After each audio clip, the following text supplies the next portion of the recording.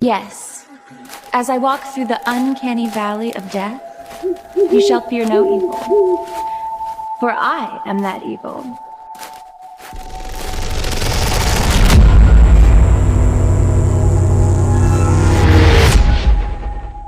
The Uncanny Valley. Today we're here talking about The Mouth of Madness. In the Mouth of Madness? It's in the mouth of madness. Also, what was In with the the little mouth of seductive madness. spin you put on it, Will? You're in hello, everybody. You got your inner Markiplier out for the intro. Did I? All right, we're here talking today about In the Mouth of Madness, directed by John Carpenter, starring Sam Neill. This is a great movie. This is a fantastic movie. What do you think about this? I've said Objectively, before, I'm saying, not my opinion. And then I'm asking for your opinion. I gave it a 3-star. No. Only because I still don't know if this is a good movie or a bad movie. It's a great movie. And I think over time I'm just coming to the conclusion I don't think I like Sam Neill. He's doing a bad accent in this movie. I don't know what he's trying to do in this movie, but they should have just let him be British. For those that care, it was 265 days. All right. That's less than I would have hoped for. Nah, it's like his annual thing. The fans cheer it. It's his annual thing. It is. Even what I wonder was just for like an eye issue. He had like bad pink eye or something, so he took a selfie in the hospital. What's he doing to give himself bad pink eye? I don't know. Maybe drowning himself in like the most blood that's ever been on a film set ever. Okay, well. Right. Okay, I'm pulling up In the Mouth of Madness because, as I said, I have no notes. I have a great start to my first note is he doing a British accent? No, Chris, that fucked me up so bad. Sam Neill, he is British, yes. Yeah, he's Australian. He might be Australian. He's from New Zealand. Okay, see, but that's what was weirding me out. Oh, I'm gonna be hung for saying he's Australian. Right, he's New Zealand. He's New Zealandish. See if you go to deliver a parcel at number 5 on the lane and you accidentally drop off at number 6, no one causes a fuss. We just pass it over. Holy shit, he's 78 years old. But no joke, that's what I came to. When I was watching it, I was like, okay, I can't tell if he's supposed to be British or American. And then it hit me. Every single movie that Sam Neill's ever done, he always speaks slightly British. And it doesn't work for him or his face. Or for the most part, any of the roles that he is in. Yeah, they should just click Hunt for the Wilder People. He is amazing. And he's just being himself. See, that's not. I'll give you a rundown on my Sam Neill movies. I know Bicentennial Man. I know the movie that we just watched. I know Jurassic Park. And I know. See, this is the hot take. He's fucking ass in Possession. He's dog shit in that movie. It's like a Tommy Wiseau level acting job. I haven't seen Possession, but I had a bolt of lightning go through my brain and got really confused when I was trying to remember who he played in Obsession. Well, he's Bear. Did you not see it? Oh, fuck, he was Bear? Oh, you're so right. Yeah, after he escaped the dinosaurs, him and he got a little bit too close to Laura Dern. Oh, that'd be such a good remake. And then, Jeff Goldblum as just his dickhead douchebag mate. Oh, yeah. They should make that. See, I feel that's the level of acting that Sam Neill has. It would be shitty parody movies with his friends. I don't think that man can act, and I'm tired of the gaslighting that comes around with people going, "Oh, he's such a good actor." He's into, I don't know how he's like free stooged himself into becoming like a national treasure. I like Sam. It's like every movie he's in, he's cast with people that are infinite. He's cast with Laura Dern.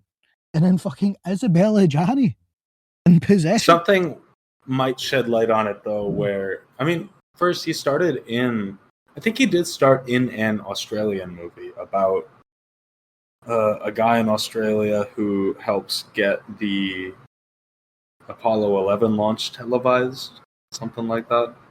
But he also started his career as a director. John Carpenter actually talked about it in the commentary. He said that Sam Neill helped him with one shot, like get an overhead shot, because he started his career as a documentary director. Are you thinking about the movie where a farm uses sheep to telegraph? Yes, I What the am. fuck is this That's the movie? one. I haven't seen it, but I know that's the one. And why is the movie poster for Black Sheep a parody of this movie? Hold on. 'Cause I saw Maybe? that and I was I like, don't know. Sam Neill's not Haven't in seen it. Black Sheep, is he? The zombie sheep movie? Have you ever seen Black Sheep? I'm doing the most janky. I'm going to have Mouth of Madness playing on my phone over the notes I have.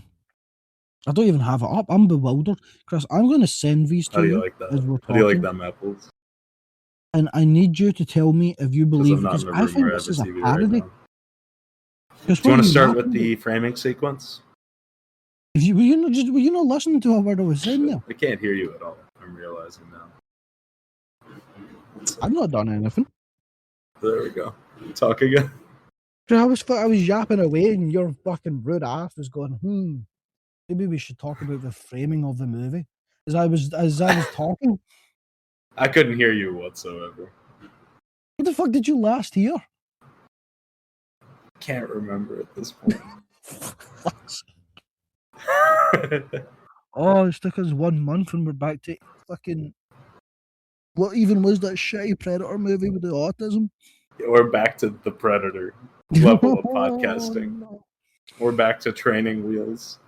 No, we should never have took that holiday. We really shouldn't have. But we're here, man. Chris, as I was trying to say to you, Yeah, before you just ignored that I vanished off the face of the earth.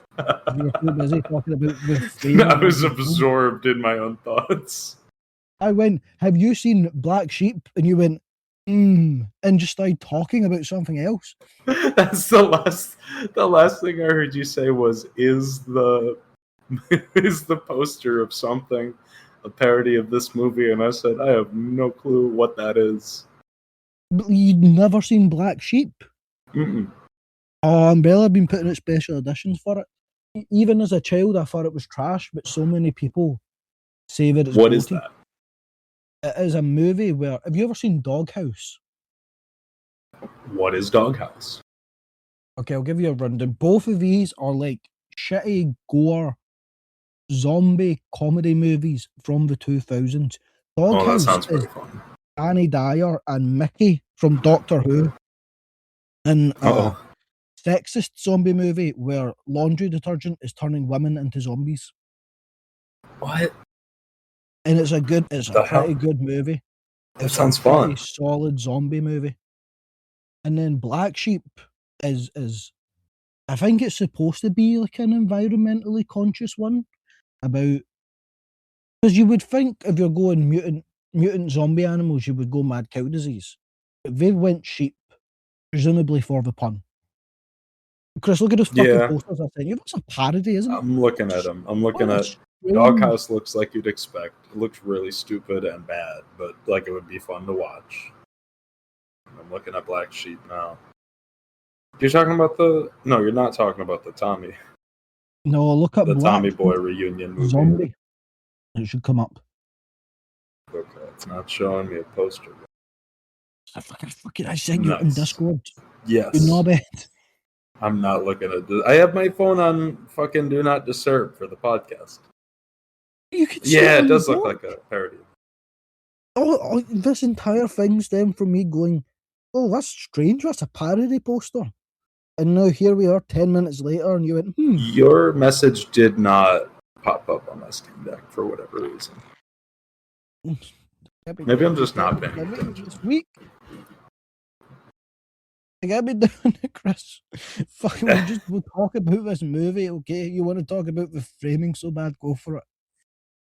The framing device, of the hospital. Which, at some point, I want to note, very funny of John Carpenter to say, later in the movie when it comes back, he says, and then he loves when he does this, and then we have a movie that sort of finishes where it started, and then he goes, and it reminds me of Invasion of the Body Snatchers. You can't say that about your own movie. I think he can. I feel like he's built up.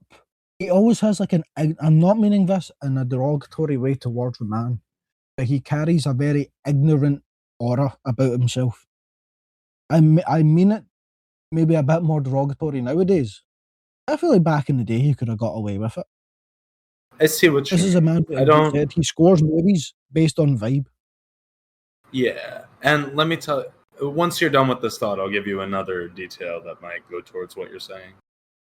What do you mean? Unless you're finished. He's got like a sort of. Speaking of, you skimmed past just a little bit. See the opening credits is the Sutter Cane books are being printed and a little metal riff over it. Oh, fantastic! Reminded me of To Live and Die in L.A.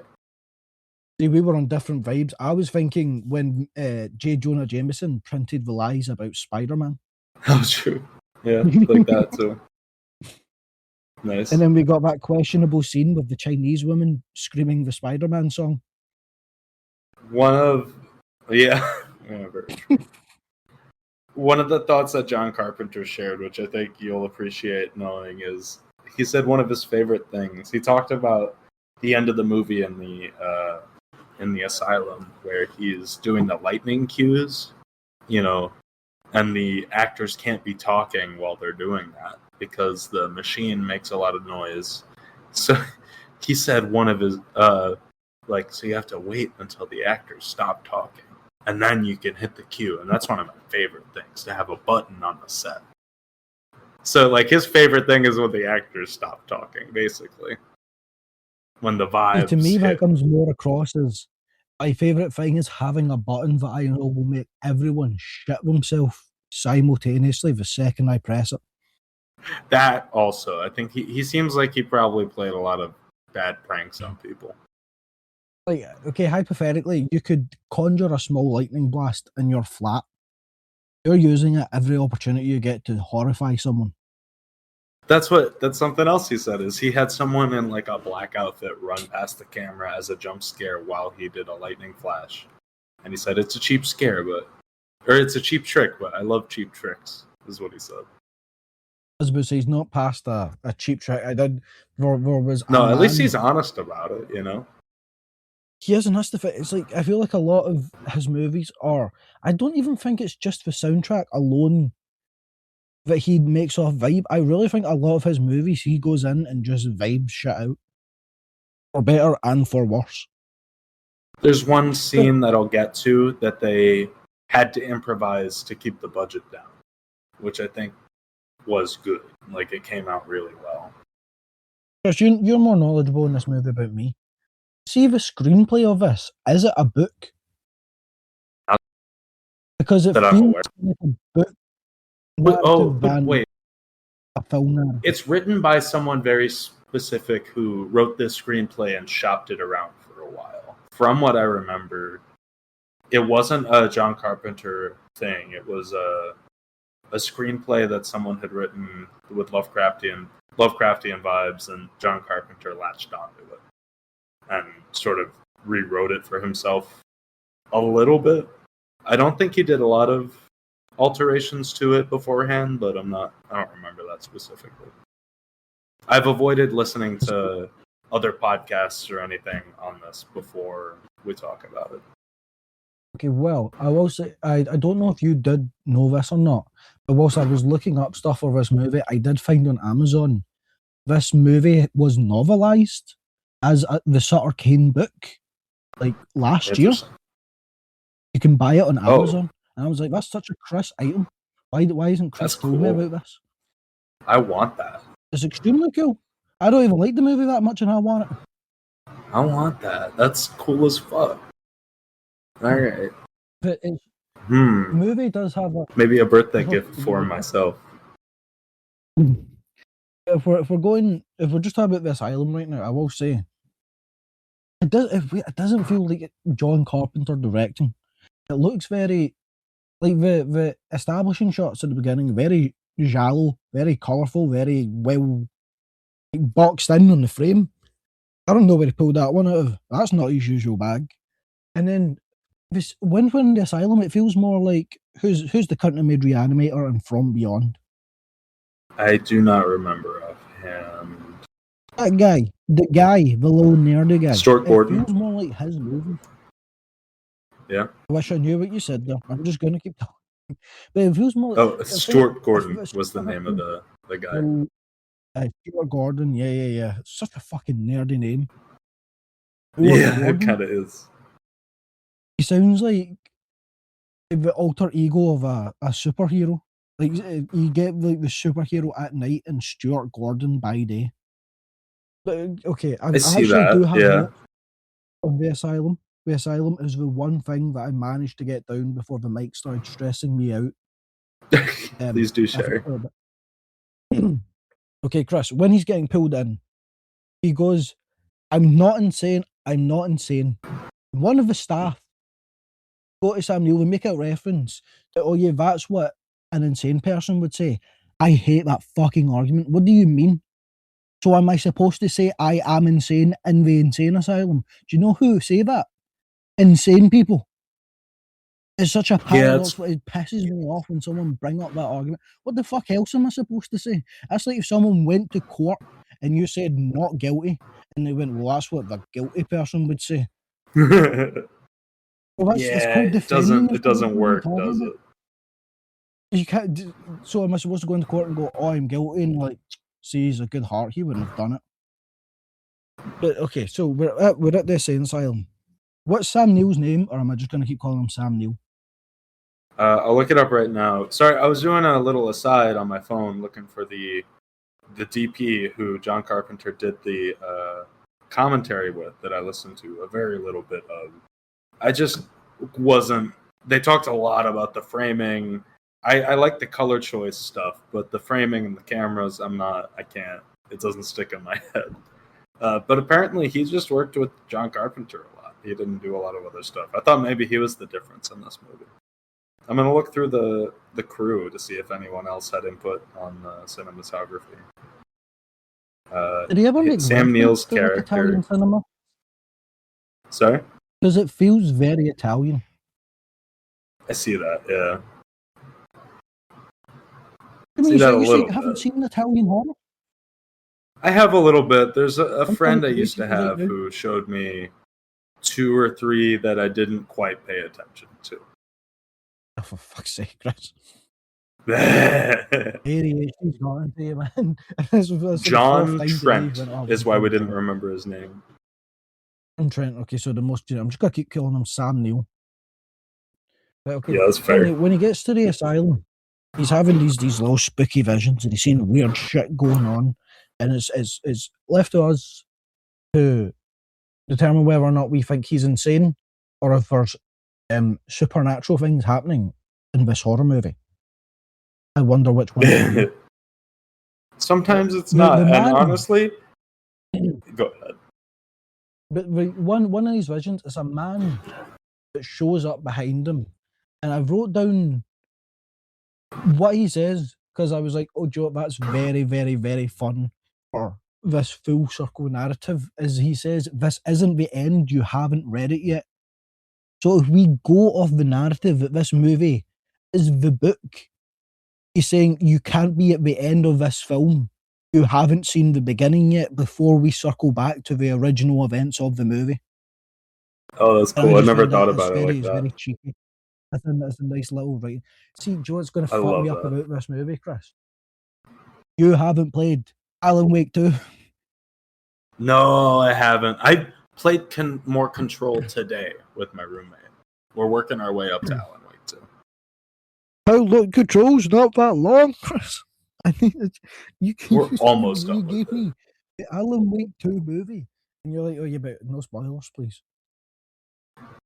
The last time we played it was in like March. We're gonna finish it in the next week or 2, probably.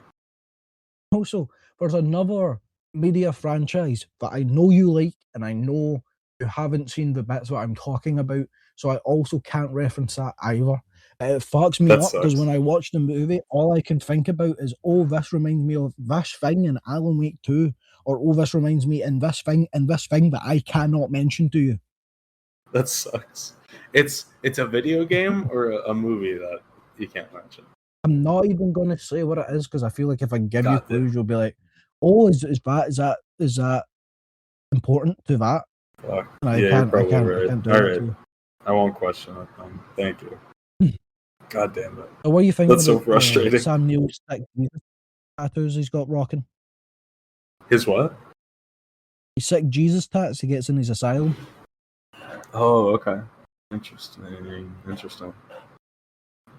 You're not referencing the silence in Doctor Who, are you? I'm looking at his crosses right now on screen. Right, is that not a Nazi symbol that man has on his forehead? Is it? You just hit me there. I Hope looked not. up and I was like, huh. Wait, hold on. Well, Hold there's on, one Sam. that's. It's also it was a peace symbol before some maybe. I'm pretty sure the Maybe. Nazis didn't go about writing "I'm bad" on things. Yeah. Have you not seen that classic "Are we the baddies" skit? No, I We haven't. do get a nice little moment of woke Sam Neill, where he's getting investigated for his insanity, and he says every paranoid schizophrenic has a them and a they. So it's good to know that in Pride Month, Sam Neill was putting it down in 1995. That's. Thank you. Yeah, great. The authenticity, the Great. maybe controversial nature that every paranoid schizophrenic has a non-binary friend. We'll leave it up to at the times. We'll leave it up to it. Yeah. Imagine that was the diagnosis. Imagine you had a non-binary imaginary friend, and that's what classified you as schizophrenic. That would be so fucked up. But honestly, not unrealistic. What do you mean not unrealistic? That discrimination would happen like that. Yeah, well, I think at any point if you have an imaginary friend in adulthood is probably the point where we're questioning you. No, but I'm saying, I assumed what you were saying is that if you had a cis imaginary friend, they wouldn't lock you up. But if you had a non-binary imaginary friend, they would. Is that what you were not saying? So you go into therapy and you're discussing this new hallucination you've been happening. You sit there and go, where on the gender binary does this person sit? He's got the big notepad up. Interesting. Mhm. Right, of So an I'm looking at Fantasia, yeah. I'm looking at the put work of question marks next to the guy who wrote.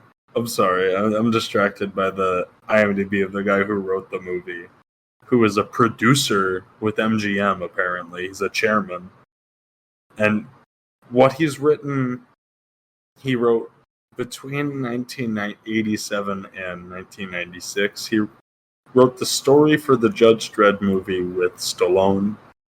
He wrote this. He wrote Freddy's Dead: The Final Nightmare. He wrote 2 television shows. One of them was a Friday the 13th show.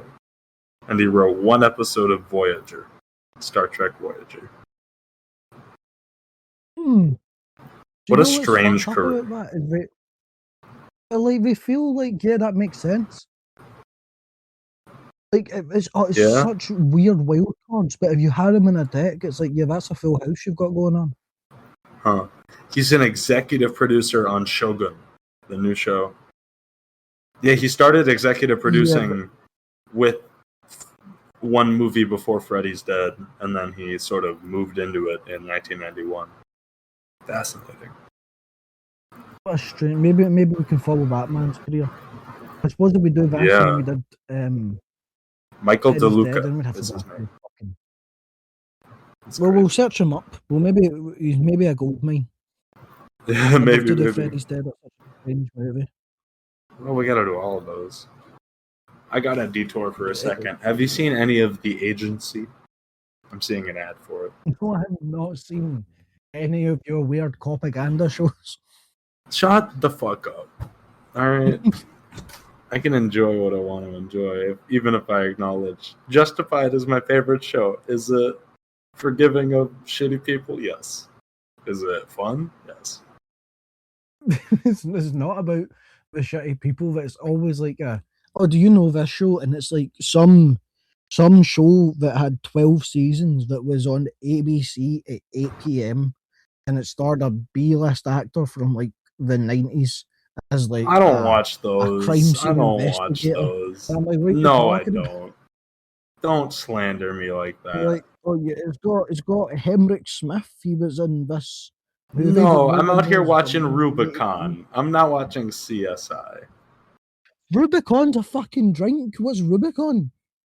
Rubicon is a one-season television show starring James Badgedale that aired on ABC, I think around 2010, about spies in an office in New York, but they're in an office, so a lot of the stuff is like paperwork, but there's a conspiracy. It's good. Yeah, but Rubicon is a tropical or orange flavored drink that you get in a little bottle. It can be two things. And it's also the name of a mockbuster alien movie. See if you go up to anyone in the street right now and go, you know what Rubicon is? They're gonna go, oh, it's a little juicy drink, isn't it? They would all say, "Oh, you mean that James Badgedale show?"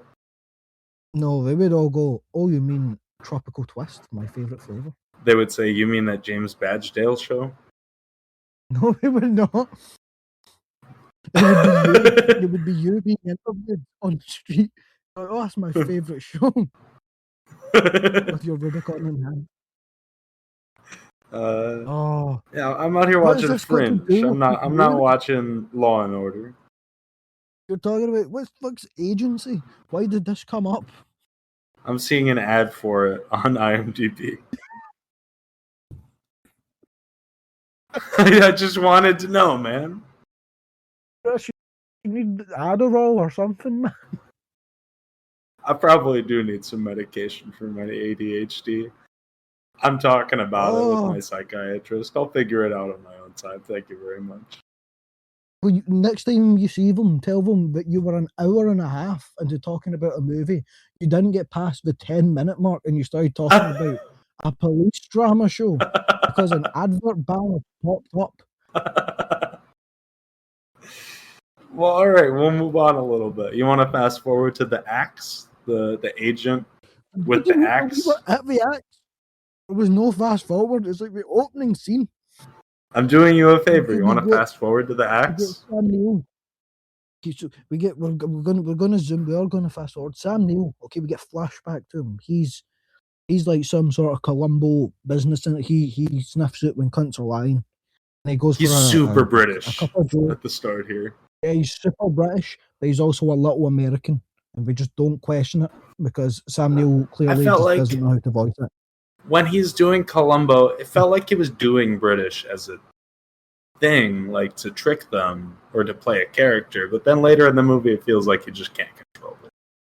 I think he uses it to put emphasis on his words, but you can't use emphasis to switch an accent. It just sounds weird.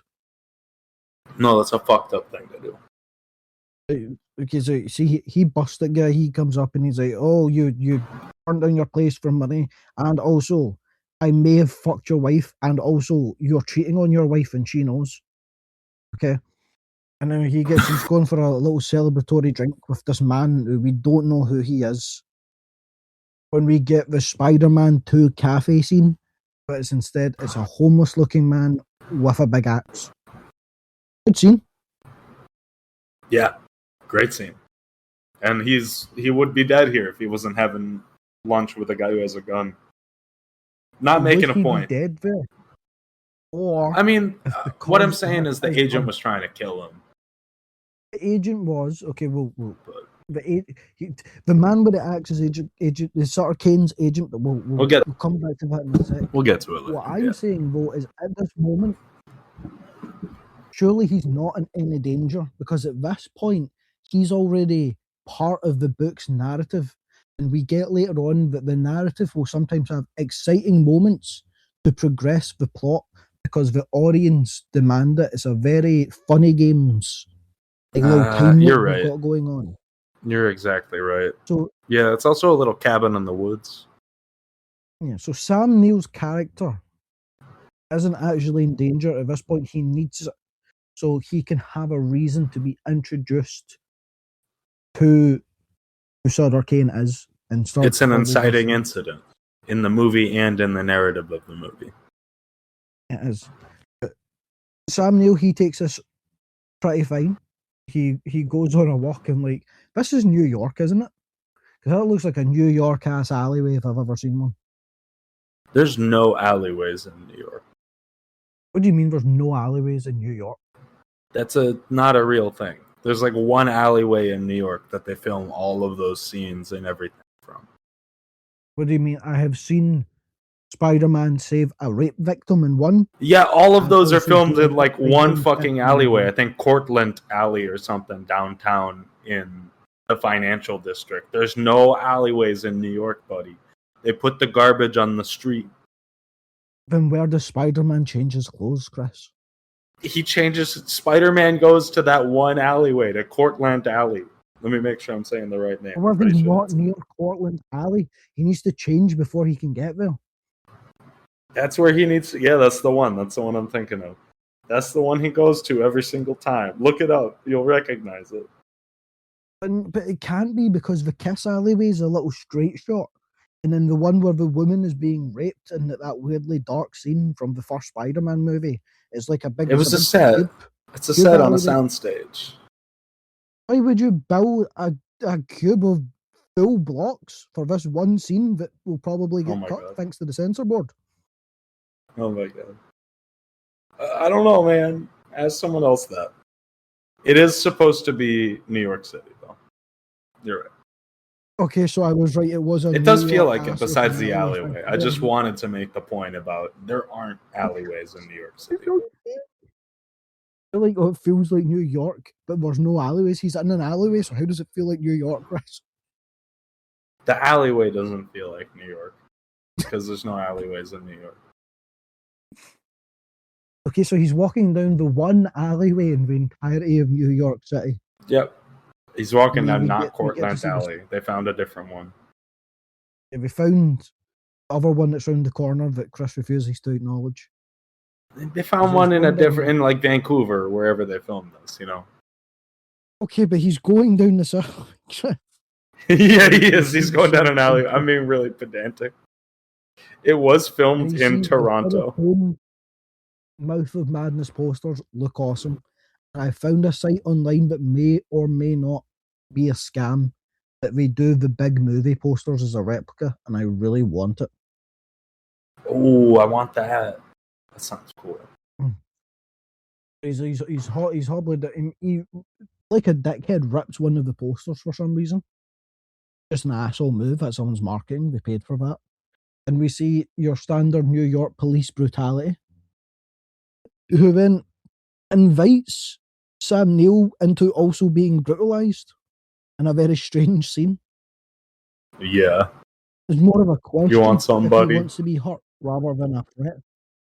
But so Sam, he's getting a call from Sutter Cane's agents, and they're like, "Our guy's fucked off." And he's like, "What do you mean?" And he's like, "Well, we can't fucking find him." So he goes, "Yeah, no, this sounds like a scam." And they're like, "You dumb cunt! Why would we skip? We are telling you he's missing before this becomes an issue." And he's like, "No, I guarantee this is a scam." And for some reason, he's got a really big hard on about hating horror books that he has not read yet. And okay, see, this is where we get to Sutter Cane's character. It's Stephen King. Yeah. Like there's no Yeah, oh yeah. I get me say he's outsold, but this is Stephen King. They even chose a 100%. state adjacent to Maine. Even the font on the books is like, yeah, that's Stephen King's like Yeah, Type Sutter font. Cane, Stephen King. It's the same guy. Except it's weird that And he's I was- British. Why is everyone British in this? Lovecraft loves the old English. I guess, yeah. Okay, so we get See, this is what I was when I was watching this movie. They keep trying to hit at this. People are acting strange, and we're blaming the media for it and saying it's affecting them in these sort of ways, and it's causing a big uproar and scandal. Do you think this is the Rage book by Richard Bacham that this is like pulling from? Bacham. Bachman. Do you think this is supposed to be a play on the whole school shootings thing? Maybe. I don't know much about that one. The whole thing where Stephen King refuses to reprint it because school shooters always need to try and blame a piece of media and then go, oh, but I like that media, so I'm still blaming it for you shooting a fucking child. No, I haven't heard of it. Okay, I understand that the logical thinking of a school shooter is probably a little skewed as if. Why would you go see this thing that I really, really, really like? I'm going to make it implicit in my shooting of a child in the face. Because it's that is really going to boost its numbers. Because that's your moment of. I don't want to talk about. Never mind. I don't want to talk about it's your moment of fame. Kinda, yeah. So you would mention things that you love. It's like your Oscars speech in a really demented way. I'd like to thank my mum, my dad. I mean, kinda. That's why psychologists forever have recommended not publicizing news of it very far, and if you do, not to publicize news of the perpetrator of the situation, because it encourages other people to do the same so that they get attention. But I still don't get, because, like, see, if, hypothetically, I went on like a murder spree tomorrow, my first thing isn't going to be going, oh yeah, shout out One Piece, because I know Oda's just going to get fucked in the ass from people from it. Well, you would. Go, you know what? You're in a sane state of mental health. No. Yeah, I've had I'm still not blaming One Piece for my murder. All right. Fair. Can't argue with you. I would just say AI told me to do it, because whether or not that was true or not, it would cause a big shitstorm. But use that moment logic. Don't blame the things you like. That's not helping anyone. I agree. The whole thing, people were blaming the book on their school shooting, so Stephen King's pulled it because he's like, well, people keep using it as like their thing that they choose for it. Which, I mean, it's because you wrote a book about a school shooter, so of course they would gravitate towards it. I don't understand your logic there, King. But that's where I thought the whole movie was trying to go at. I don't know. I don't think the way that I agree with you about John Carpenter is I don't think his movies have points like that. I think he has an idea he finds scary, and then he services that idea in a fun way. I think he makes haunted houses, almost. Does that make sense? Like, it's a lot of vibes. There's an idea behind it that's carrying you through the whole thing, but it's not built out in concept so much. I don't know. The thing is very much that don't leave men alone. They'll probably end up killing each other. Well, the thing is very much... Yeah, you're not wrong. But it's also made in sort of an era of, like, Cold War paranoia. You know, the things that are deeper that he's including in his movies are relevant to the era. They're things that are being processed by everybody. He's not setting out to make a point the way modern horror movies typically are. I don't think that detracts from the movies necessarily. I think they're still great. I think this achieves...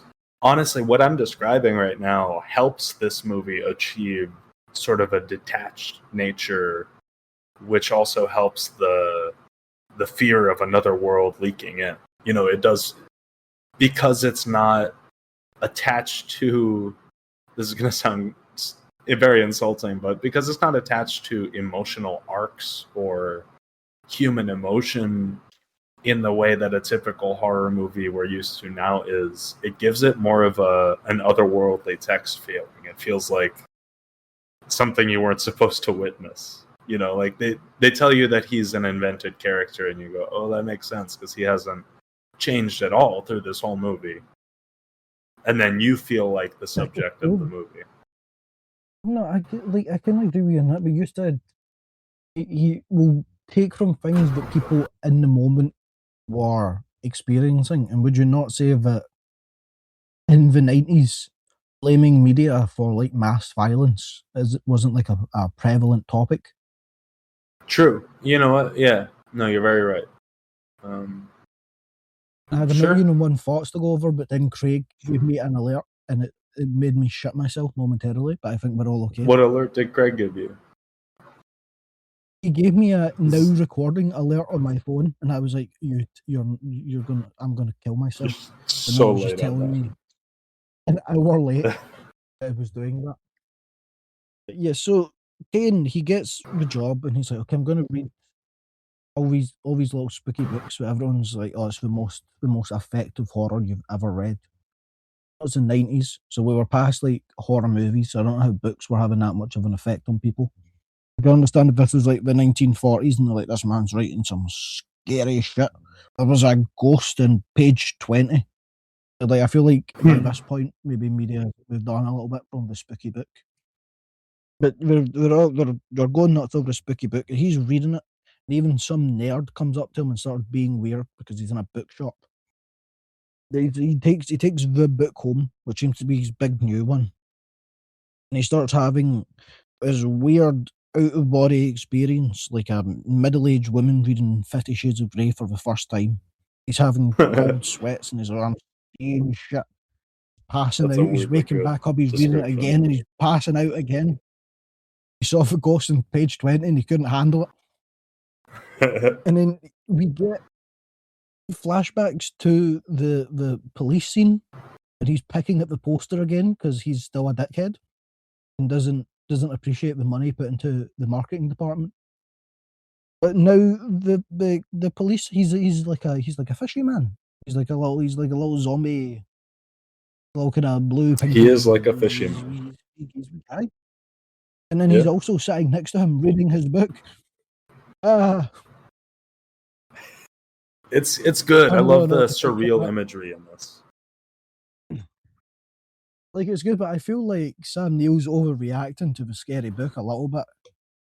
Like, see if you get to page 3 and you're having cold sweats and you're starting to go dizzy, maybe don't read the book. True. I mean, I guess the counter to that is that he's just written to do that. But that's a little boring. Because he like passed out, then woke up and started reading it again. He's addicted to it. I don't know what to tell you. It's him fucking dying, but there's a cliffhanger. I can't let it go. I don't know what the ghost is doing on page 22. But okay.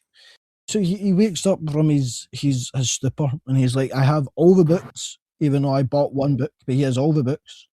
And he goes, oh, I can see there's like a you win a mystery prize if you rip the pages of all his books into random shapes and place them in a map shape that does not look like a map at all. Like, I think he's like, oh, you can follow the lines, and there's did you see the map? Because on both times I didn't see I have no idea what he's talking about. Well, the map is that once you cut all the pages out or the covers out in the right order and stitch them together, it looks like New Hampshire, the state. So I'm not surprised you didn't notice that. Oh, because to me that was just a blob. No, they form together to look like New Hampshire, and then the lines all lead to a central point in the state that they go find. See, that's the British in me. I had no idea what the fuck. Like, if you gave me fair. If it made like a vaguely penis shape and then went, oh, it's Florida, I'd go, I know that one. That's like as far as you get from me. Yeah, and I might still think it's Italy instead. Homer Simpson No, because Homer Simpson calls Florida America's Wang, and it's the only reason I know Kind what of it is, is. yeah. That's funny. I like that. So he goes back to this guy who's like, I phoned you to help me find a man, and then you just very rudely accused me of creating this weird scenario to find this writer and this book to publish. And then he's like, okay, this strange man, I don't know. If you don't believe me, why don't you take my attractive secretary and drive her out into the middle of the countryside? And she has no say in this. Now, okay, we could argue. Apologies, I just had a massive sneezing fit. Yeah, she seems very Okay, snarky and upset about the whole thing. As you I would. muted myself, thankfully. Yeah, as I would be. I am not a young woman, and if my boss went, by the way, for 2 weeks, you're going to go with this strange man that I don't know into the countryside, I would have an issue with that. I'd be incensed about it. Especially if it's because he brought in ripped front covers of a book that he glued to look like New Hampshire. When it's Yeah, we should have this guy admit it at the start of the movie, honestly. Now, this, you can argue, okay, that from a later kiss scene in this movie, that it's not that questionable because Sutter Cane would write a female for our male protagonist, so he not only has a knowledgeable person with him that he can have that dialogue with, but also there is a love interest that doesn't. But see, that's the thing though, because if this is all a book, if he's all living a book, you'd think that the love interest could either A, go somewhere, or B, but it doesn't follow, because it's set up as if maybe this would be your typical novel's love interest, the attractive woman that's with our male character. But at one point she turns and goes, "Oh, we have to kiss now, the book says it," but there wasn't set up for it. Not at all. No. It feels almost, in a weird way, it feels fifth dimensional of, like, the screenplay is demanding that the characters kiss for the audience who can visually view the movie, so the book in the script is demanding that the characters kiss. But see, this is where we fucked up though, because if this was a Stephen King book, all the characters would be talking about her jahoobies and her ginormous flopping breasts every 5 seconds. You think like a modern Stephen King would be talking about sloppy natties? Oh, 100%. Do you think Stephen King's changed? He's still just that weird old man that writes random horror books. He's a weird, horny guy from a small town. And his son's so much worse. It's just a whole family of perverts writing horror stories. Fascinating. That's so like everyone's jacking off, or everyone's fucking everyone. So why? This isn't scary. That's such a funny perspective. I'm sitting on the bus feeling like a pervert with my headphones in. Stephen King. I like listening to like a gory horror audiobook while I'm just in public. I think it's funny. Yeah, but it's so much worse when it's a sex scene in a book. Fair, I haven't done that. Because like if you're going for an adult rated book, you're going to get in detail, and you can't not write about sex in detail that isn't incredibly awkward when there's a stranger sitting next to you on the bus scrolling Twitter. Is it this poor guy's just trying to look at whatsoever like, and you've got some old woman narrating his hard erect cock in your ear? So that's unacceptable when you're having it in public. Yeah, that's pretty funny. Well, it's even worse if you're in the house and you've got the audiobook playing. It's like you need to hope no one comes in, because you know that's like a 15-minute narration going on. If they come in to say something, leave, then come back, they're still going to be hearing about it. It's going to make you look like the wronging. I feel puritanical for saying this, but please, no more. Maybe you are puritanical for saying that. What, I like my gore and my sex separate? I suppose in movies, so I'm a hypocrite, aren't I? I don't mind it in movies. No, I just I think feel like it's movies is a more controlled. Because, like, okay, an audiobook, I get no one can hear it, but that's still a public thing that many people. I'm not whipping out the DVD player on the bus, am I? And sitting through May Chan's no, daily life with the chainsaw fisting. like it's not for me. But if you, I just feel like some people's experiences might mirror that. It might be something that they relate to more. I don't know. It's not something I'm that I want in my movies, but something like what I've heard from a friend about the trans experience, for example, feels like there is more of a cross section to be found if it's done tastefully between those two things. I can't think of anything off the top of my head. No, I mean, or I was going to say different strokes for different folks. I don't mean it as a pun, but it seems like every movie that tackles those subjects was like a party, but it's like, yeah, this was done correct, and then there's a party that's like, no, this was done horribly. Especially that I've not seen it, but Promising Young Woman. That seems like a direct 50-50 split on people going, this is great, and people going, this is horrible and should not exist. But yeah, which is odd. I But then you also get like liked the a ones that lot are of it, but I tasteless, didn't like the but ending. then some people still get it. Well, I suppose With what? Titan does it. Oh yeah, that's true. Titan does it pretty well, from what Yeah, we I can like see. Titan a lot. Yeah, I've never exactly. been a possibly trans French woman with a plate in her head. No, I can't say I had either. I guarantee that small subset of the audience that was that probably fucked with that movie heavy. Probably. Especially if they have It's a a good weird movie. incestuous kind of thing going on with a fireman. Yeah. Movie. Especially Anyway, that they might feel best creeped out part of the about it by movie then, for me. actually. I suppose that's true. How did he capture my sexy dancing on a fire pole? How do you know?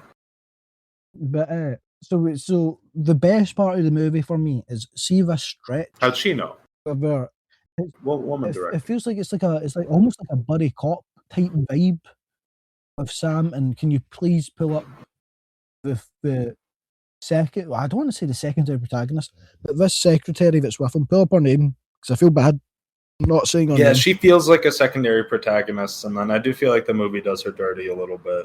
She just turns into Linda Stiles.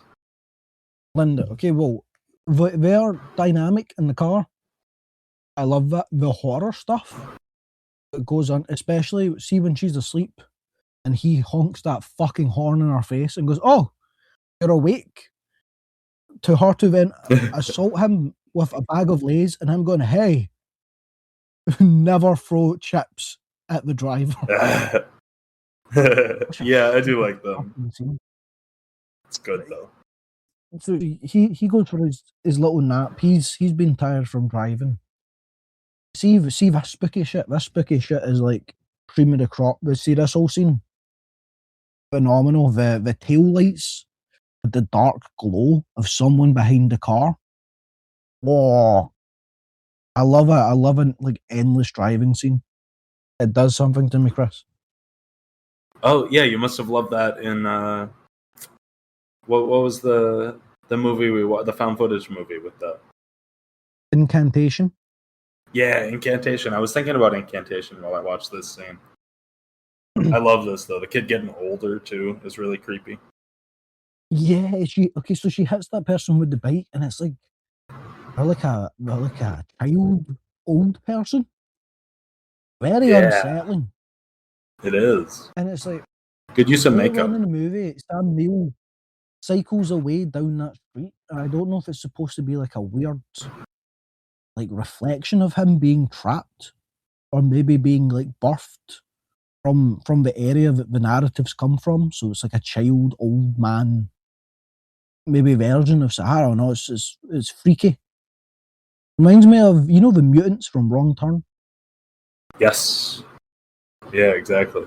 That's like one of There's their just something's prosthetics. weird about them. But then Linda hits the speedometer on the DeLorean, and they seemingly travel through space and time through a little rickety bridge into, I don't know what this town's called, but the spooky town from the books that had the ghost on page 20. So I like that. No. She hits that person with the car, okay, and Sam Neill wakes up. She goes out and talks to them, and then they disappear and appear behind her and cycle away. So Sam Neill woke up knowing that she'd hit someone with a car. He'd got away, and he goes, "Oh, I guess we were all right then." Then goes back to sleep as she continues driving. Yeah, that sounds about right for the character we're presented with. Well, he's just such a fucking little freak, man. He's not at all in shock. Yeah. Oh, the battery's low. Uh-oh. This might need Should to, we wrap this be a up? two-part that I slam together. Got like an hour to Oh, go, shit, so we might okay. actually need to speed this up because we've already been here like an hour, Chris. Yeah, let's just... Okay. I feel like we can crunch down the rest. There's a Wait. lot of vibe talk we Nuts could to- do. There's a lot of things we could talk about, but we could just... If there's anything you want to get to before the church, obviously we'll talk about, but I feel like that's where we should just fast forward to a little bit. Yeah, they go through the town, and Linda's like, these are all from the books. And he's like, shut up. I don't believe you. And he's like, well, look, this is the thing from the book. It should be right here. And he's like, yeah, granted. That was correct. Really funny scene still, I don't because believe he's you. so cocky about it. It's a really good scene. So they And then, go to a church. I don't know why they go to the church. They go to the church. Oh, no. And then, sorry, I thought you were leading up to, and then she opens the other window and says, "It's here, idiot." And then the look on his face is really good. Sorry, go ahead. I know we're trying to fast forward, but I forgot about that scene. So we're doing a little run around town, okay, and we're going to the church that has a little blonde boy that is young Sutter Cane. Linda's like, that's him, but he's a little blonde boy, and then he becomes like a big adult boy, and the town want to kill him because he's H.P. Lovecraft. He's like stolen all their children. Kind of, but he created the children from writing the books, so I don't know what that dynamic's about. I know, it's a little... But that's hypothetically why they're mad at him. He's written them to be mad because he's written that he stole their children. Yeah, so they all come up, and then weird power fantasy, man. Yeah, it's weird because it means like in their series of books, there was like 9 books set in this town, and then I mean, like if Stephen King at the end of the Dark Tower had Stephen King was writing books that was creating the Dark Tower, and all the people. It's not even Dark Tower because Dark Tower is a multiverse story. It's way more like Castle Rock, the one that we're gonna be. We can do a little teaser. We're gonna be doing Stephen King-gust. We're gonna be talking about some Castle Rock stories in August. It's horrible. But yeah, it's like at the end of Castle Rock if he just said, and what's so funny is I was there the whole time. I was the bat that bit Cujo on the nose, and also I was best buddies with what was the vampire's name from Salem's Lot down the street, and also I drove the truck that killed the child in Pet Sematary. Right, it's a little bit of like the Blofeld reveals in the new James Bond too. I don't know anything about James Bond. You'll keep me lost on that. Well, in the newest series of James Bond movies, that's sort of the series of reveals they did was I was this guy and that guy, and I did this and that, and everything that made you who you are. Yeah, I'm keeping my eye on the It's just, it's not dramatically compelling, like you're saying. But I guess in this case, the Elder Gods are making him do it, so... The Elder Gods are making a book from this man, but that's that questionable part aside. Okay, so the townsfolk want to kill him. Like he has little devil dogs. He's got Dobermans. Doesn't seem like a safe set. It would seem like are they supposed to be? Dobermans. No, they seem aggressive. They don't seem like they're just happy like other dogs. But are they supposed to represent Cerberus?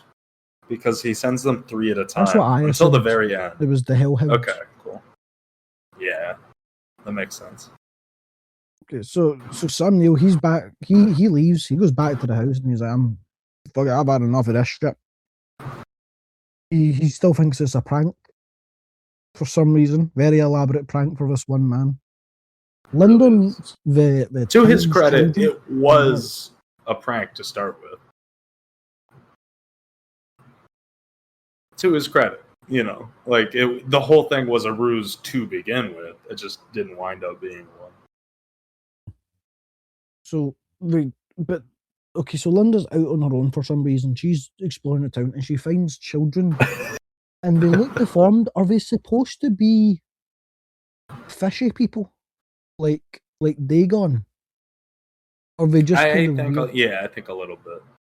I think they're supposed to be sort of like melting out of reality a little. Because even that main guy, it's like they took our kids. The man that shows up with the shotgun to the church, he, like, as the movie gets on, gets like progressively more bulbous. I like him. That actor's good. Yeah, and all his like practical effects are awesome. But that guy might be my favorite actor in the movie, honestly. Nah, I like Sutter Cane. He's got like the perfect amount of camp for it. Oh, he does. Yeah, you're not wrong. No, Linda's back. She goes back to the church, and Sutter Cane, he's fine with that. He seems to just let her in. Awesome set for the church. Very like weird. It looks like, again, if we're going fishy, it looks like it's been like water rotted over time. It looks fucking damp and fusty. I imagine the air quality. John Carpenter says of this scene, it's like an odd sex scene, or an odd love scene is what he calls it. Because he says that Sutter Cane shoves her face down into the book, is how he describes it. I just think he's a bit of a gunner, man. Like, I do too. I'm not disagreeing with you at all. I thought I caught the imagery, and I didn't quite want to. I don't know. It's maybe a little too much. Carpenter's fucking directing with one hand. What's going on behind the scenes of this film? I don't know. Prince of Darkness felt a lot more level. Okay, John.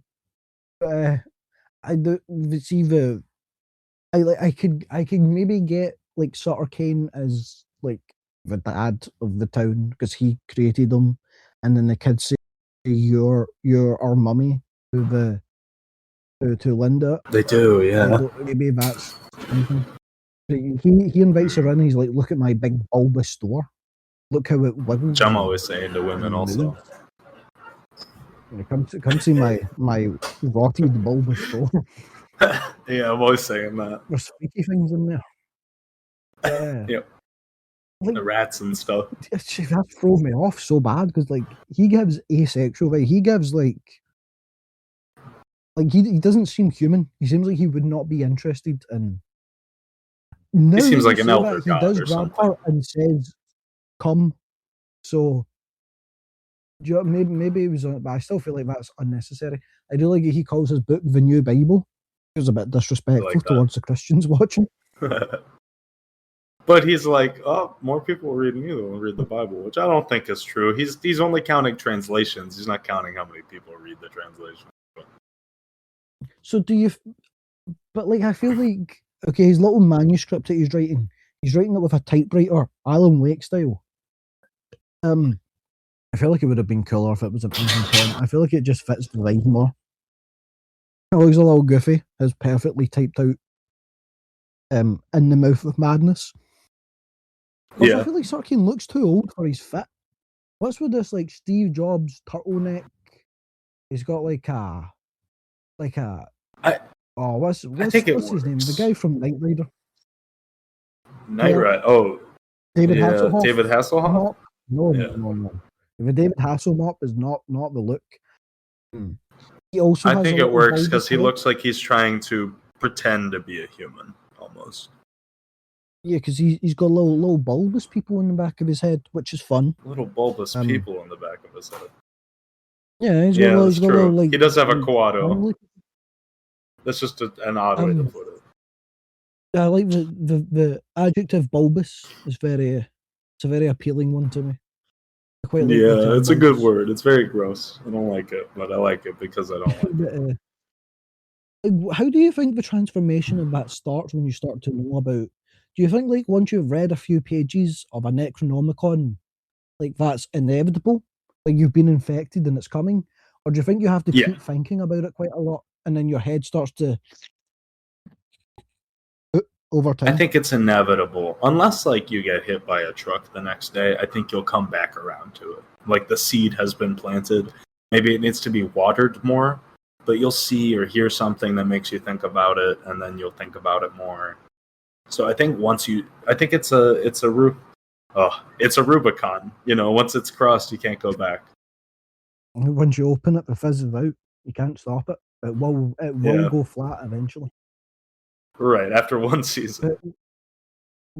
So she's looking at her book, and we cut back to Sam, and he's in the hotel with the woman that, according to the novel, chopped her husband up into little pieces. Why she is now the Thing from The Thing? No idea. She It's looks cool like though. I love the practical effects.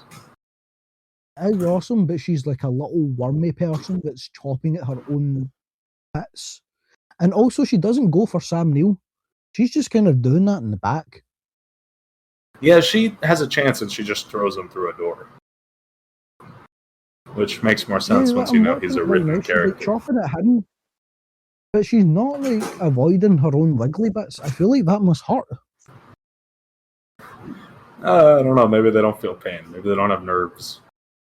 I feel like you've got. Surely you have nerves in your wiggly bits. If you grow a wiggly bit, it's going to hurt if you touch it. Look, man, my wiggly bits have nerves, but I'm a human. I can't talk about the wiggly bits of an alien or an interdimensional creature. I feel like your wiggly bit getting touched is a universal issue. Is it not just? I Issue? don't know why you can only apply that to humans.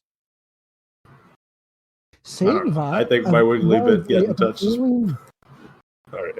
because if an alien saw us, okay, we'd see our arms and they go, the arms make sense.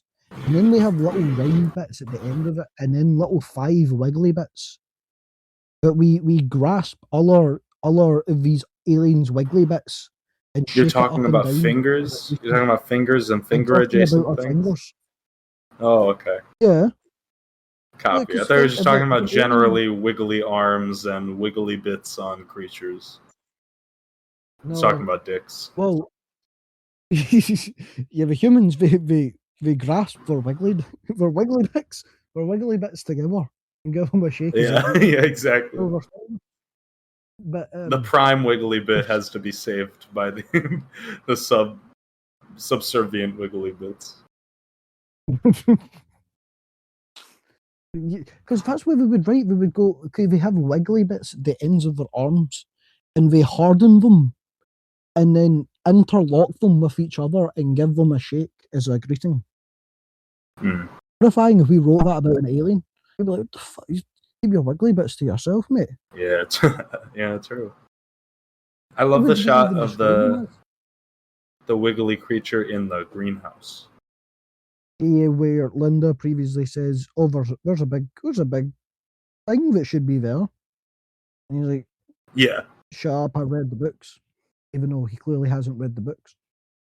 But yeah, he goes out to town, and now everyone's bulbous. Everyone's out, and they're slurping and they're fighting. This is the genuine bad time in town. Very Simpsons Treehouse of Horror hit and run. Bad vibes. So Sam Neill, rather than attempt to leave this town, runs to the pub. A very fair reaction, if I do say so myself. me. So he goes to pub, and pub has Bulbous Man. And he's like, this place is shit. I just want my Wayne. And all these fucking fish cunts are everywhere, and I'm sick of it. We're all gonna die anyway. Rather than logical thinking, Sam Neill goes, what, so you're an actor or a writer? So he sat there with a shotgun in his mouth. His face is melting. What do you mean, Sam? Yeah, this is grim. This guy goes, "You're all alone," and then shoots himself in the head. And I mean, it was a surprising good gore scene. I wasn't expecting, but like obviously this man's done the thing. But the rest of his film doesn't go as ham as that one blast. Yeah, it's a good scene. There's not a lot of So- gore in the movie so much. So Sam, after seeing the man game end in Minecraft, he goes, "Okay, maybe time to leave." He goes out and he finds Lyndon. He's like, "We're getting the fuck out. Get in the whip." And she swallows his car keys. Yeah, funny. Understandably, And then he he's pissed beats off. her At up. that point, I don't fucking know you. Just get out. I'm leaving myself. At this point, you're not my issue if you're harbouring my escape. Oh, I probably just slapped the mic really bad there. Apologies for that. I heard it a little bit.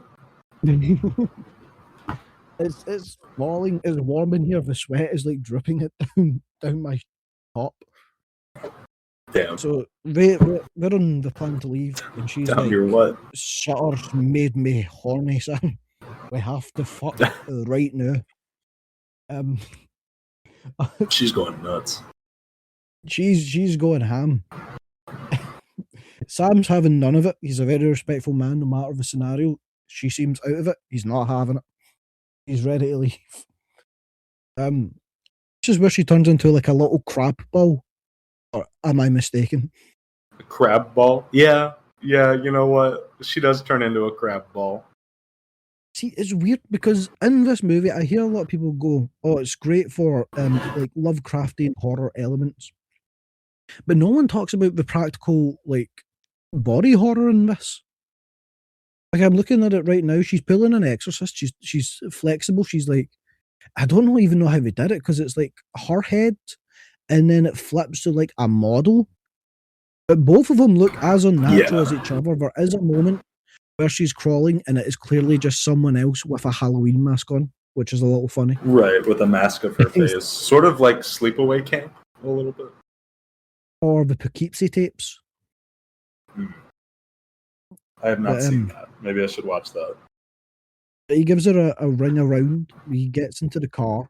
Like very, very. I do just Dead want to by echo Daylight. while you're saying that the practical effects in this are incredible. They're really, really But is good. it the same guy as the Thing?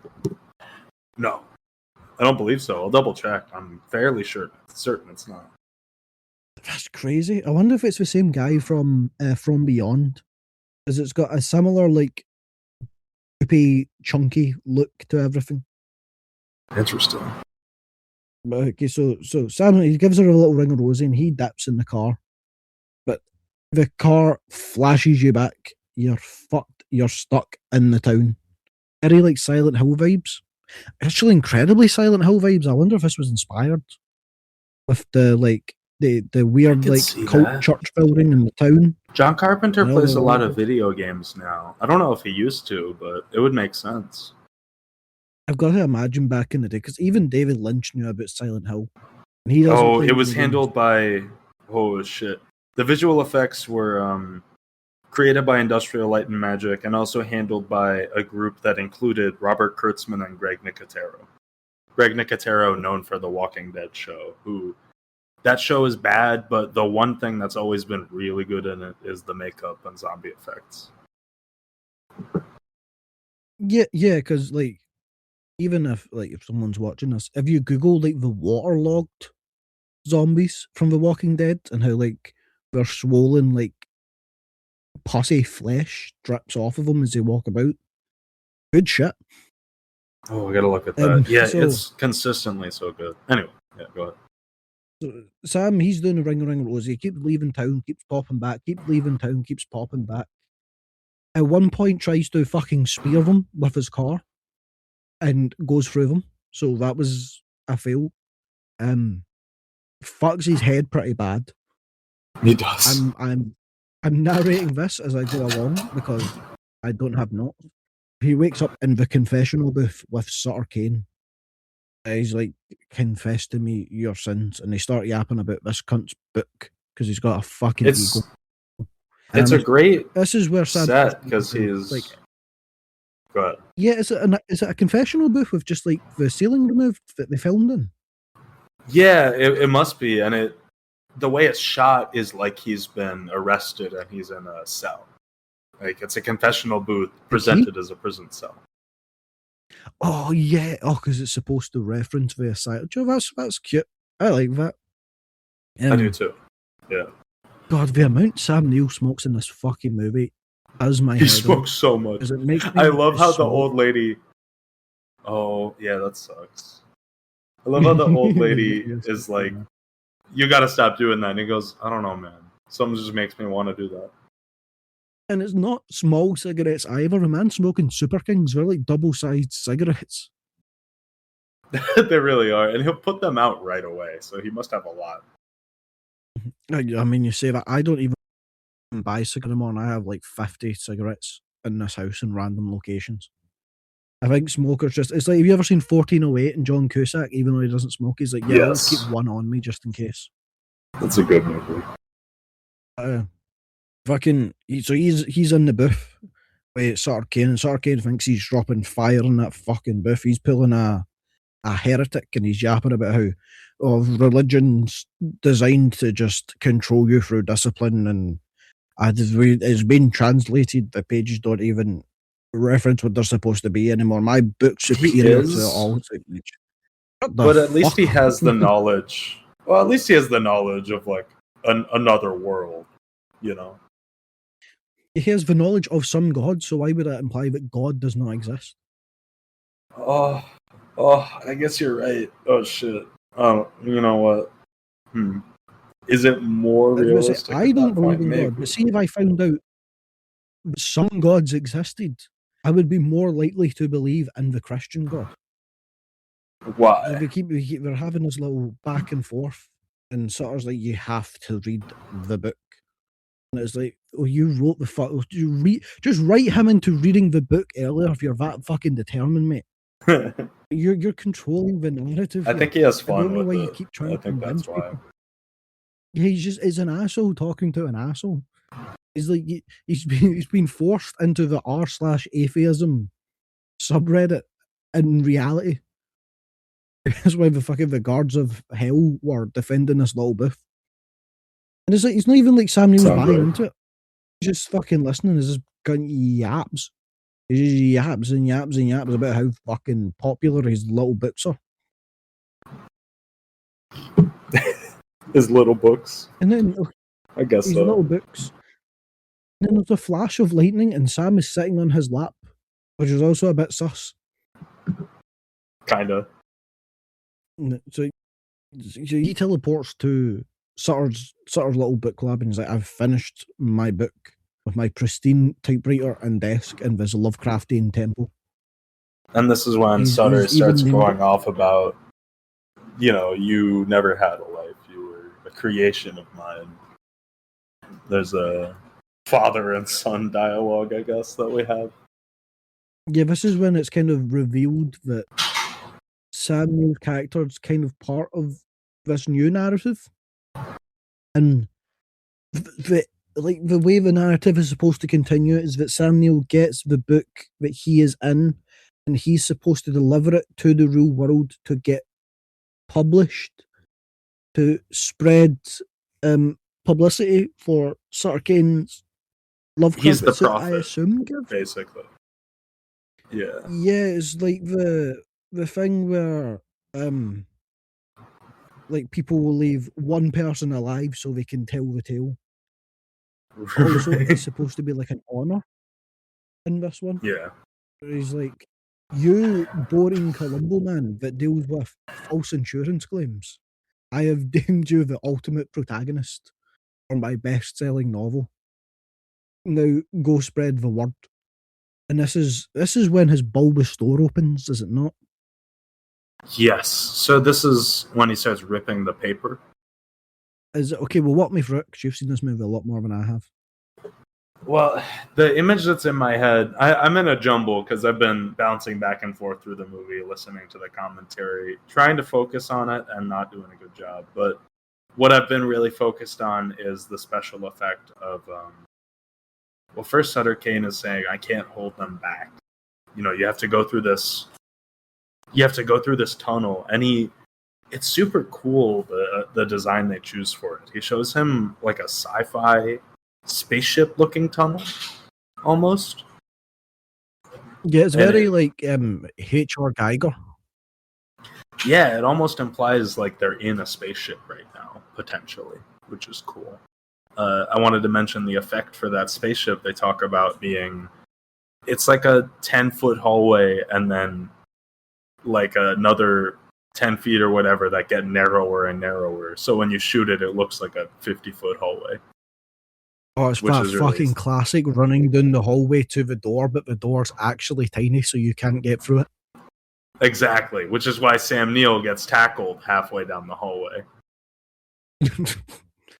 But yeah, so Sutter, despite the guy, he's writing this book, but he's like, I cannot stop the monsters coming because I wrote that they come at this part of the book. God, I think he's a prophet also, effectively. I don't think he's writing his own story. I think he's writing what they want him to write. That's what he said. He didn't realize that he was writing someone else's story for the longest time. But he said that he realized recently it was someone else's tale.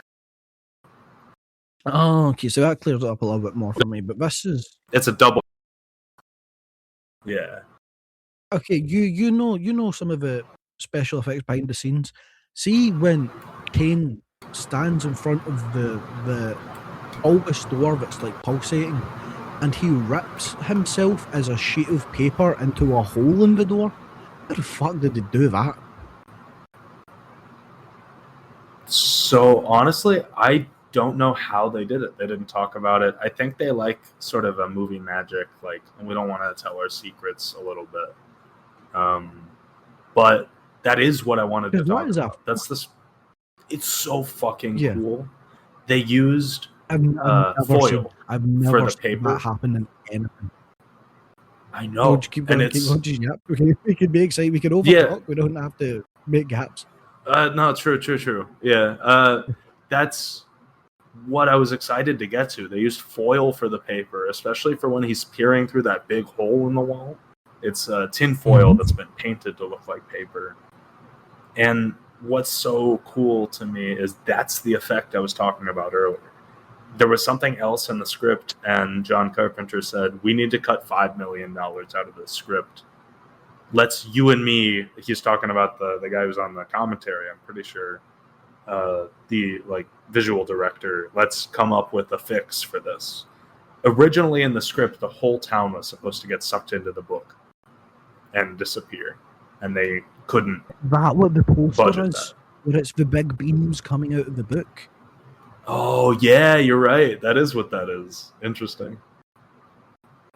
Huh. Also, little side thing about him ripping paper. The door hole on the other side has the pages of the book, which would imply that like the whole town is like a weird paper illusion that he's in because he's in the book. And yeah, he's, like, I love that out so of much. The book. Yeah, it's such a creepy effect. It's weird because people go, "Oh, this is like the best example of Lovecraftian horror." And kind of the point of Lovecraftian horror is you're not really supposed to see the gods. The gods don't look like they look cool, but I don't think it lives up to what my man Sutter was talking about. They look like the Gorgonites from Small Soldiers. No, they do look a little. Don't get me wrong, underwhelming. I love Small Soldiers, but it is the Gorgonites.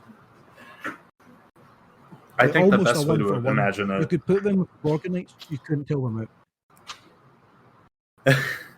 I can't say nothing about Gorgonites. I haven't seen Small Soldiers. The best way to imagine it is that these are like ants from another universe, honestly. Because, no, these aren't eldritch beings. Something that was really funny to me is they have, I think it's called Robot Monster. There's a movie from the 50s that Sam Neill sees in a motel room later, and John Carpenter says it's one of his guilty pleasures to this day. And what's so funny to me, I do like the special effects in this movie a lot. I think a lot of the practical effects are great.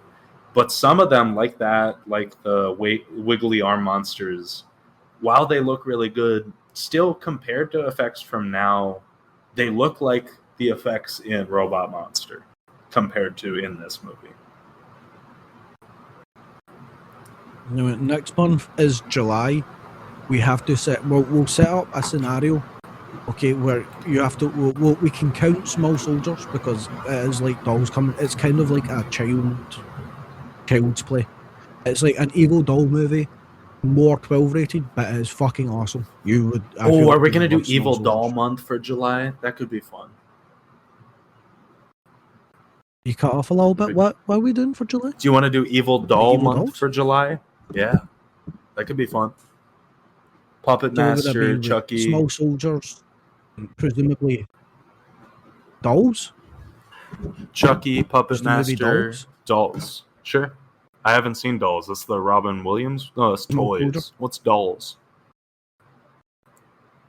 Dolls is like it's not a great movie, but it has good vibes. It's one of those people stay in a haunted house and little creatures are running about. Oh, that sounds pretty good. From the effects and the stupidness of it. Yeah, that sounds good. That sounds good like Waxwork or something. I suppose you could count House of Wax if you're going dolls. I'm taking off his little lapel. I'm just talking to this mic. But so Sam, he gets popped out of the little bit, and he wakes up, and it's like Ebenezer Scrooge kind of. He finds out, and he's like, "You heard of the town of Hobbs End?" I don't know why I went super Scottish for it. I feel like it was more like it gives like a Tolkien vibe when I say it like that. I think it's the Hobbits. Yeah. Yeah, it did. He gets a bite and he's like, "Right, I'm leaving," but the book of In the Mouth of Madness keeps appearing at him. He assaults a teenager in a motel for delivering his letters. He also, I want to say, doesn't tell that kid not to go down that road. He sees that kid going down that road. I think that's the thing. Oh, that's true. No, you're right. Because that one kid was probably written. I don't know. I still wish he had told that kid not to potentially go down that road. No, but I think In the Mouth of Madness is the book. But I think when the paper tears, that's Sam leaving the book into the real world, but with the knowledge of the book. I see. So now he can't get rid of Sutter Cane in his head. Also, the lighting's very different. The world's very blue. There wasn't an actual boy stuck in the outskirts of the town. That was a written aspect of the book, is what you're saying. Yeah, I think just the town does it. That's just like a kid going to a different town. But there's the time loop kid when they're driving into the town that they see before they arrive and as they're leaving. I feel like it's possible for someone to get stuck on the outskirts. Maybe. Possibly. We'll leave that. Maybe John said something to interpretation somewhere. Maybe. I didn't listen to enough of it. Again, so much of it was like John Carpenter would say, oh, this is a lovely 20 millimeter lens here. And then for the first time in 20 minutes, the director or the visual effects guy, not visual effects, he's like a visual artist / director of photography. He would chime in and say like, screen wide angle, lovely. It's just really nerdy shit that I was not on the level for. So our boy Sam, he's going back home. You can't escape this book. He even goes back to his New York alleyway that you say doesn't exist. There's the little bin fires that you always see. Oh, I think Chucky's New York as well. There you go. Toronto. Yeah, but it's a New York staple. You can't avoid it. He sees the poster for the new movie, The Hobbs End Horror. Which a little kid must have been like, what the fuck the second he saw that poster? Like, this weird businessman in a field asked me if I knew about Hobbs End. And then a horror movie comes out about it a few months later. Marketing tactic. Yeah, but I don't think the newspapers were spreading that fast back then. No. So yeah, he's going back. You're going to need to run me through because there's like 10 minutes left and my battery's on 17%. Just give me a little rundown. Yeah. So sees this kid, pops an axe in his head, exactly like the agent earlier in the movie. He asks him if he's read the books, and he says it'll be no surprise what happens next. And then they smash cut to him back in the hospital. He's got all these crosses and everything on him. John Carpenter did mention that because he was asked directly by the guy he was talking to, and he said it was just like, to ward off evil, basically. Which is what you expect, but it's funny to have it described in such a plain way. There's nothing deeper to it. He's talking to John Glover from Gremlins 2 / Lionel Luthor from Smallville. Go ahead. What are you saying? It's funny. I didn't think of it as a warding off evil thing. I thought of it as that's like a stereotypical thing to be drawing on myself. So if I do that, they might keep me in here. Interesting. No, that's what John Carpenter said was the idea was that maybe everything will avoid him if he does this. So like he gets back to town and he's meeting with the person. Well, not yet. He's like, First, or you're doing a hypothetical. No? Sorry, go ahead. No, I'm just talking about. So we kind of skip past. Yeah, well, I just want to say John Glover is at the hospital. He walks off. He gets captured. Then we have Sam Neill walking out, and this is the sort of effecty, moody atmosphere I wanted to talk about, just with the lightning and this is a very mood piece section. And then he starts exploring the world. It's like a Twilight Zone episode. He is walking. Where's my microphone? There we go. Walking through all these empty set pieces and gets to a movie theater. Was there anything you wanted to mention before the movie theater? No, I just like the very liminal vibe. There's another Lovecraftian movie from like the 80s or 90s, like a low budget one, but people keep saying to watch it. It's got like an empty town liminal vibe to it, and I have to figure out what that is so we can talk about it. Or something. You're not talking about Dagon, are you? Empty. No, not Dagon. It's something to do with the moon, and we'll. Interesting. I'll find it at some point. Please do. Okay. But yeah, I love but it leaves you to wonder like what the fuck, like the knowledge of the book becomes so prevalent, but like people vanish, or is because the book's been completed and Sam is maybe not real? Is he like in his own pocket now? It's a great question because the implication on the radio broadcast is that everyone just started murdering each other, basically. I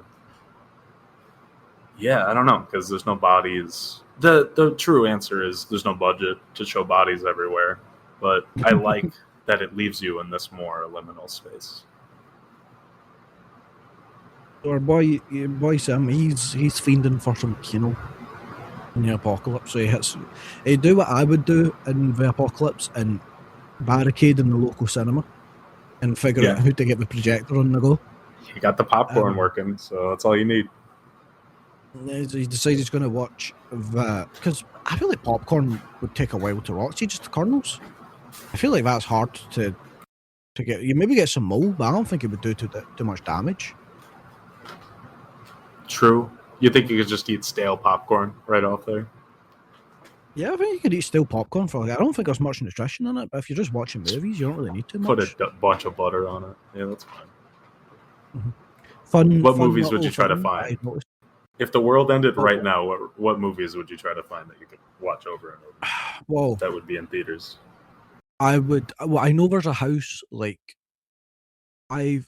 600 meters away from me that has solar panels, so I would be commandeering that so I have electricity for my Blu-ray players and TV.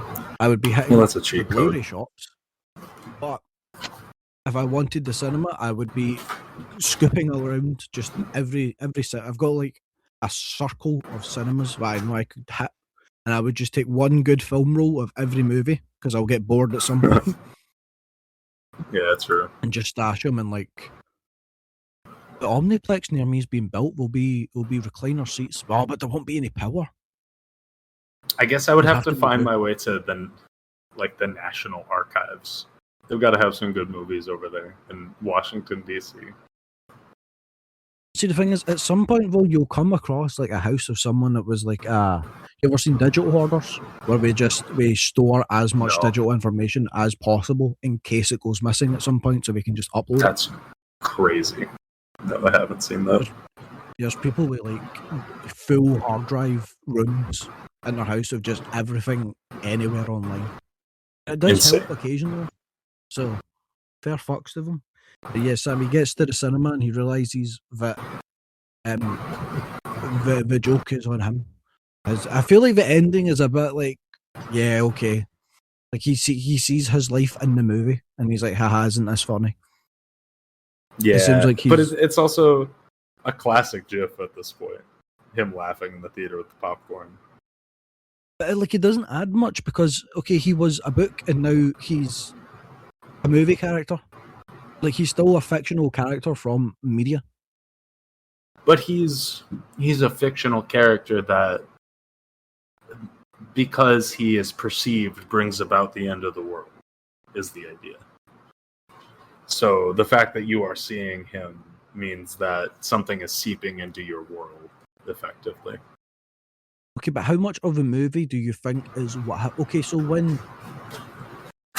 if the book ends where the book ends, but then the movie adaptation is like a meta adaptation of someone trying to make the book, and that's the movie that we just watched, and then that's the character. Because like how many layers deep is this man? Or is he just lost his mind at this point? I think he's just lost his mind at this point. Well, it's funny, I'm looking at the credits here. There's a head carpenter, a carpenter, and an assistant carpenter, and none of them are John Carpenter. That is funny. Messed up Or that Cody Carpenter, one of his family members. Someone called Jazz? What a sick first name. But yeah, see, the more we talked about it, the more I'm like, Joe, this is maybe more than a 3-star. Maybe I did it dirty. I still don't like Sam Neill, though. I think that's the one thing that holds me back. Really? I didn't have beef with him before Possession. It's his performance in Possession that has pissed me off to such a degree I don't think I can like him in anything else. That's so interesting to me. Why? Yeah, like what's so bad about it?